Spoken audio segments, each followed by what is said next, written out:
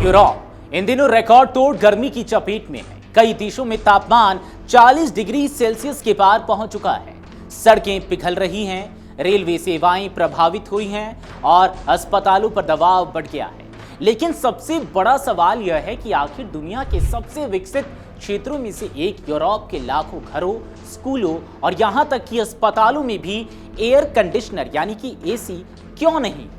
इसके पीछे सिर्फ मौसम नहीं बल्कि इतिहास, पर्यावरण, कानून और शहरी योजना से जुड़ी कई वजहें हैं।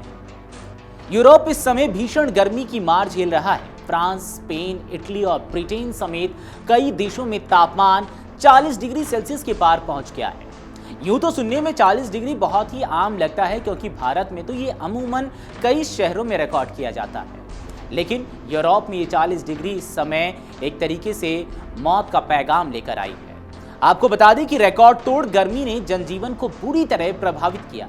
कई शहरों में सड़कें पिघलने लगी हैं, ट्राम की पटरियां टेढ़ी हो गई हैं, रेल सेवाएं बाधित हैं, बिजली व्यवस्था पर अतिरिक्त दबाव है और अस्पतालों में मरीजों की संख्या बढ़ गई है। इन हालात के बीच सबसे ज्यादा पूछा जाने वाला सवाल यही है कि आखिर यूरोप के इतने बड़े हिस्से में अब भी एयर कंडीशनर क्यों नहीं है, खासकर तब जब एशिया और अमेरिका जैसे क्षेत्रों में एसी सामान्य सुविधा बन चुका है। दरअसल यूरोप में लंबे समय तक एसी की जरूरत नहीं बल्कि अतिरिक्त सुविधा माना गया। इसकी सबसे बड़ी वजह वहां का पारंपरिक मौसम था, जहां पहले 40 डिग्री तापमान बेहद दुर्लभ माना जाता था। अधिकांश इमारतें और शहर उस दौर में बनाए गए जब इतनी भीषण गर्मी की कल्पना भी नहीं की जाती थी। लेकिन केवल मौसम ही वजह नहीं है। यूरोप के कई देशों में ऐतिहासिक इमारतों की सुंदरता बचाने के लिए भवनों के बाहरी हिस्से पर एसी यूनिट लगाने पर कड़े नियम हैं। खासकर फ्रांस की राजधानी पेरिस में पुरानी चूना पत्थर की इमारतों पर बाहर दिखाई देने वाले एसी लगाने की अनुमति आसानी से नहीं मिलती है। पेरिस की डिप्टी मेयर आद्रे पुलवार का कहना है कि शहर को एसी शक्ल नहीं देना चाहते, जहां हर इमारत के बाहर एसी की मशीनें लटकती दिखाई। उनके मुताबिक इससे न केवल ऐतिहासिक विरासत प्रभावित होती है बल्कि शोर और गर्म हवा का उत्सर्जन भी बढ़ता है। यूरोप में एसी लगाने की राह में एक और बड़ी बाधा है, वो है शोर।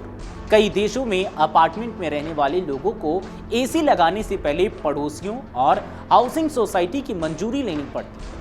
फ्रांस में यदि एसी निर्धारित सीमा से अधिक आवाज करता है तो उसके खिलाफ कानूनी कार्रवाई भी हो सकती है।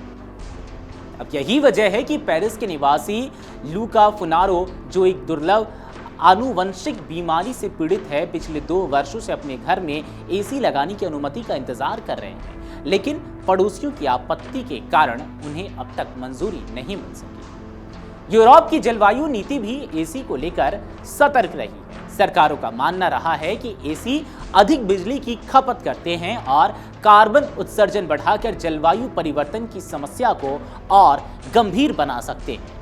इसलिए दशकों तक बेहतर इंसुलेशन, प्राकृतिक वेंटिलेशन, खिड़कियों पर शटर, पेड़ पौधे लगाने और हरित शहरों के विकास पर ज्यादा जोर दिया गया। हालांकि अब हालात तेजी से बदल रहे हैं। जलवायु परिवर्तन के कारण हीट वेव पहले से ज्यादा लंबी, अधिक तीव्र और बार बार आने लगी है। जानकारों का मानना है कि केवल प्राकृतिक वेंटिलेशन या हरियाली अब पर्याप्त नहीं रह गई है। जलवायु परिवर्तन पर अंतर सरकारी पैनल यानी कि आईपीसीसी का भी कहना है कि अत्यधिक गर्मी के दौरान लोगों की जान बचाने के लिए एयर कंडीशनिंग सबसे प्रभावी उपायों में से एक है। ऑक्सफोर्ड विश्वविद्यालय की जलवायु वैज्ञानिक राधिका खोसला का मानना है कि भविष्य में बेहतर भवन डिजाइन और जरूरत के अनुसार एसी दोनों का संतुलित इस्तेमाल जरूरी होगा। फ्रांस की जलवायु मंत्री मोनिक बारबू भी जानती हैं कि हर जगह एसी लगाना व्यवहारिक समाधान नहीं है। उनका कहना है कि केवल एसी लगाने से जंगलों में लगने वाली आग नहीं रुकेगी और ना ही सूखे जैसी समस्या खत्म होगी। इसलिए जलवायु परिवर्तन से निपटने के व्यापक उपायों की भी जरूरत होगी। आंकड़े भी यूरोप की स्थिति को साफ बताते हैं। फ्रांस के केवल करीब 25% घरों में एसी है। ब्रिटेन में यह आंकड़ा महज 5% है, जबकि इटली में लगभग 56% घरों में एयर कंडीशनर मौजूद है। हाल के भीषण गर्मी के कारण हजारों स्कूलों को बंद करना पड़ा, कई उद्योगों ने कामकाज सीमित कर दिया और रेल सेवाओं पर भी असर पड़ा है। अर्थशास्त्रियों ने इन परिस्थितियों की तुलना कोविड-19 लॉकडाउन के दौरान पैदा हुई चुनौतियों से की है। अब एसी केवल सुविधा नहीं बल्कि राजनीतिक मुद्दा भी बन चुका है। फ्रांस की दक्षिणपंथी नेता मरीन ले पेन पूरे देश में बड़े पैमाने पर एसी लगाने की मांग कर रही हैं।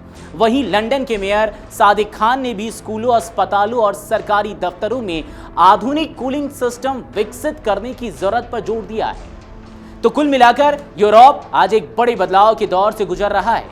जहां कभी एसी को पर्यावरण और विरासत के लिए खतरा माना जाता था, वहीं अब लगातार बढ़ती हीट वेव ने इसे जन स्वास्थ्य और सुरक्षा का अहम हिस्सा बना दिया है। आने वाले वर्षों में यूरोप को अपनी जलवायु नीति, शहरी योजना और बुनियादी ढांचे के बीच ऐसा संतुलन बनाना होगा जो लोगों को भीषण गर्मी से भी बचाए और पर्यावरणीय लक्ष्यों को भी सुरक्षित रख सके। अगर आप ये वीडियो YouTube पर देख रहे हैं तो हमारे चैनल को सब्सक्राइब कर बेल आइकन दबाएं और Facebook पर देख रहे हैं तो हमारे पेज को लाइक करें।